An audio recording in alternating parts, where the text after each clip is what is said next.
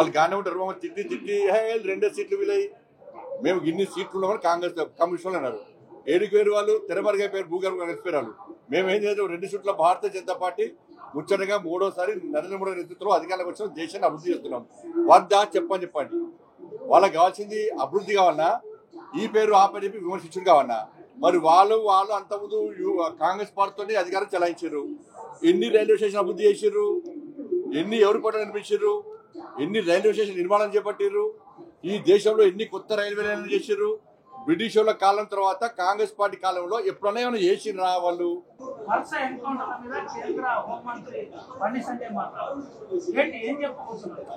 100%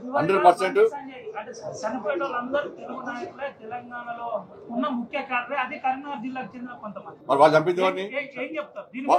నక్సలైట్ చంపింది ఎవరిని? ఎవరు చంపింది? అమెరికా వాళ్ళన్నా లండన్ వాళ్ళన్నా? వాళ్ళు చంపి తెలుగులోనే కదా. ఎంతమంది పోలీసు వాళ్ళు చంపారు తెలంగాణ రాష్ట్రంలో? ఎంతమంది పోలీసులు అమరు తెలంగాణ రాష్ట్రంలో? ఇలాగా రాజ్య నాయక్ ఎస్టీ ఏం తప్పు చేసిండు? శ్రీపాదరావు గారు అజాత శత్రువు ఏం తప్పు చేసిండు? నర్సిరెడ్డి గారు, చిట్ట నర్సిరెడ్డి గారు ఏం తప్పు చేసిండు? కాంగ్రెస్ పార్టీ సమాధానం చెప్పాలి. ఫస్ట్ ఇలా మావోయిస్టులను సమర్థించే ముఖ్యమంత్రిగా స్పందించాలి. ఇలా బుచ్చిరెడ్డి డిఎస్పీ గారు ఏం తప్పు చేశారు? ఎంతమందికి కానిస్టేబుల్, ఎస్ఐ మహాముత్తారం పోతుంటే, డ్యూటీలో భాగంగా పోతుంటే వాళ్ళ భార్య సీమంతం, ఆ రోజు వాళ్ళ భార్య సీమంతాన్ని పోతుంటే ఎస్ఐ ఏం తప్పు చేసిండు? ఎస్ఐ డ్యూటీకి వేసిండు. ఆయన పొట్ట కుడి కోసం వృత్తి చేస్తుండే, ఎన్కౌంటర్లు కాదు. ఇలా ఎంతమంది పోలీసులు పొట్ట పట్టుకున్నారు ఇవాళ తెలంగాణ రాష్ట్రంలో, ఉమ్మడి ఆంధ్రప్రదేశ్లో? వాళ్ళు తెలుగుది కాదా? మేమేమంటున్నాం, మా గవర్నమెంట్ పాలసీ ఏంది, ఆలోచన ఏంది? తుపాకీ రక్షకుల చేతిలో మాత్రమే ఉండాలి. చట్టాన్ని, దేశాన్ని రక్షించే ఆర్మీ చేతిలో, చట్టాన్ని రక్షించే పోలీసుల చేతిలో మాత్రం తుపాకీ ఉండాలి.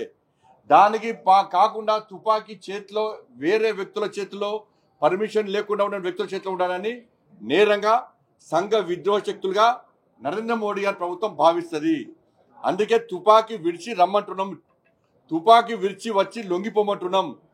మేము ఆల్రెడీ నరేంద్ర మోడీ, అమిత్ షా రిక్వెస్ట్ చేసిర్రు. దాన్ని కాదని తుపాకీ చేతిలో పెట్టి మేము కాల్స్తూనే ఉంటాం, చర్చలు జరపాలే, మమ్మల్ని ఏం చెయ్యొద్దంటే అటువంటి పిరికి ప్రభుత్వం కాదు నరేంద్ర మోడీ ప్రభుత్వము. 2026 మార్చి వరకు ఈ దేశంలో మావోయిస్టును పూర్తిగా నిర్మూలించడమే వాళ్ళ నరేంద్ర మోడీ గారి ప్రభుత్వం యొక్క లక్ష్యము. అమిత్ షా గారు వాళ్ళని స్పష్టం చేశారు. అమిత్ షా గారి నేతృత్వంలో దీన్ని సాధించబోతున్నాం. ఇప్పటికే పూర్తిగా అంతర్ముందు చేయాలా, ఏం సాధించి చెప్పండి.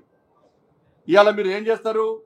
ప్రజాస్వామ్యానికి వ్యతిరేకంగా ఓట్లు వేద్దంటారు, ప్రజాస్వామ్యానికి విరుద్ధము, ప్రజల చేత ఎన్నుకోబడ్డ ప్రభుత్వాలను కూలగొట్టాలంటారు. 15th ఆగస్టు రోజు, 26 జనవరి రోజు జాతీయ జెండా ఎగిరేదు, నల్ల జెండా ఎగిరాలంటారు. మీరు ఏ దేశానికి సంబంధించిన భక్తులకు అడిపేకి అర్థం కాలేదు. దీన్ని వ్యతిరేకించాలా వద్దా? ఎంతమంది ఆదివాసులను చంపారు? ఎంతమంది ఎస్సీ ఎస్టీలను, ఎంతమంది ఎస్సీ బీసీలను చంపారు? ఎంతమంది అమాయకులను చంపారు? మీరు వాళ్ళు అమాయకులు చంపడానికి. ఇప్పుడు మీరు సాధించింది ఏంది? అలా సాధించింది ఏంది? మీరు చనిపోయారు ఎన్కౌంటర్లో, మీరు కూడా చనిపోయారు. సరే, దీనివల్ల ఇన్ని సంవత్సరాలు మీరు తుపాకీ కొట్టులో రాజ్యాధికారి రావాలన్నారు, రాలేదు. నక్సలిజం పూర్తిగా అంతమందిపోతుంది. ఇప్పటికైనా కనివిప్పగలిగి, ఇప్పటికైనా వాస్తవాలు ఆలోచించి రండి, ప్రజాస్వామ్యం రావాలి, ఎన్నికల్లో పోటీ చేయాలి, గెలవాలి. మీ ప్రభుత్వం ఏర్పడాలంటే ఏం చేస్తారో ప్రజలకు చెప్పండి. ఇది మంచి పద్ధతి కాదని అంటున్నాను. తెలుగులో న్యూస్ కి ఫాస్టెస్ట్ యాప్ ఇప్పుడు టోటలీ న్యూ అవతార్లో. జస్ట్ 5 seconds లో కంప్లీట్ న్యూస్, సోషల్ మీడియాలో ట్రెండ్స్ కి one stop solution, live TV app, voice search option తో ఇప్పుడే డౌన్లోడ్ చేయండి లేదా అప్డేట్ అయిపోండి. యాప్ లింక్ డిస్క్రిప్షన్ లో ఉంది.